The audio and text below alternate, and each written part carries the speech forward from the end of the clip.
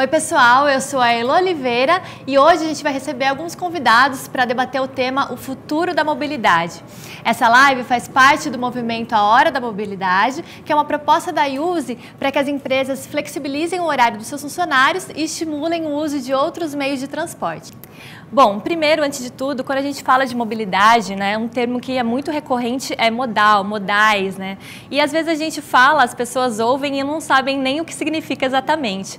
Então, para abrir essa discussão, vamos resumir, falar para o pessoal o que é um modal. Eu acho que a gente pode separar três tipos de modais. A gente tem o transporte coletivo, a gente tem o transporte individual motorizado e os transportes ativos, que são a bicicleta e o caminhar, andar a pé. Hoje no Brasil, na verdade em São Paulo, a gente tem uma repartição modal eu tenho uma notinha aqui, 40% para o coletivo, 30% para o individual motorizado e 30% para a mobilidade ativa.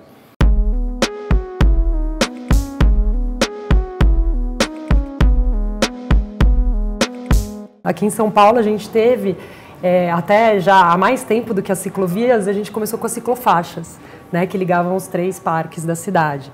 Aí as pessoas começaram a tirar a bicicleta da garagem, começaram a equipar suas bicicletas, começaram a comprar bicicleta para toda a família, aí a infraestrutura começa a chegar e começa a cobrar mais infraestrutura, né? Então acho que é um pouco dessa parte comportamental, né, vem um pouco disso também, né? A infraestrutura puxa mais infraestrutura.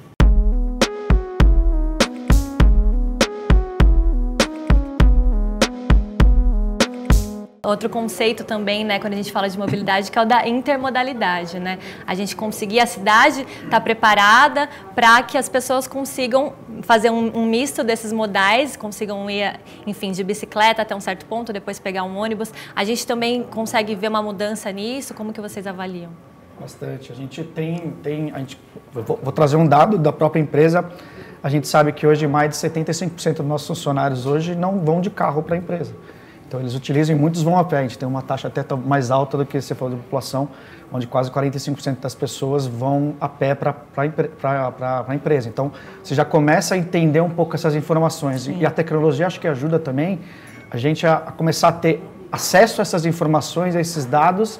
E aí, como é que você organiza melhor a cidade para que esse deslocamento faça mais sentido quando você faz? Então, onde tem muita circulação de pessoas andando a pé, como é que você prepara melhor as vias para isso? Como é que você dá mais espaço para as pessoas circularem? Porque o espaço sempre foi muito voltado para o carro e, necessariamente, não é sempre verdade que o carro é o melhor meio de transporte. Pode ter outros meios de transporte que fazem sentido em outros momentos. Eu acho que essa organização nossa, esse entendimento, faz muito parte desse processo.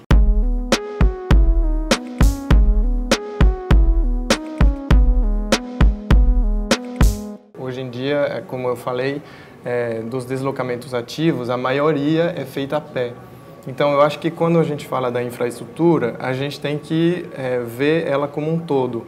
Ver a parte de bicicletas, mas também nunca esquecer o pedestre. E muitas vezes ele é esquecido nessa questão urbana. A política de nacional de mobilidade urbana coloca essa priorização, né? Primeiro lugar o pedestre, depois o ciclista, depois o transporte público de massa e, por fim, os carros, né? O transporte individual motorizado.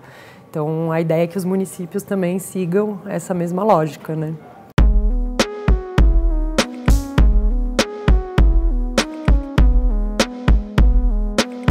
Toda hora que entra uma política pública que faz a gente mudar algum comportamento no trânsito, sempre, como qualquer inovação, todo mundo estranha naquela hora. Sim. E depois de muito pouco tempo incorpora, né? Então, foi assim com o cinto de segurança, foi assim com as velocidades das grandes vias aqui em São Paulo, acho que outros municípios também acompanharam isso, né? Então, a partir do momento que você reduz, por exemplo, a velocidade permitida numa determinada via, tem monitorado os números de acidentes, né, com mortes, ou o número de leitos em hospitais relacionados a problemas com veículos, né, acidentes de carro.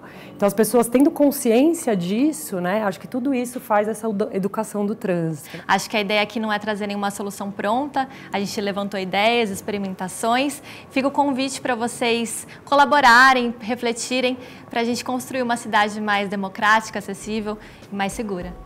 Até mais, gente!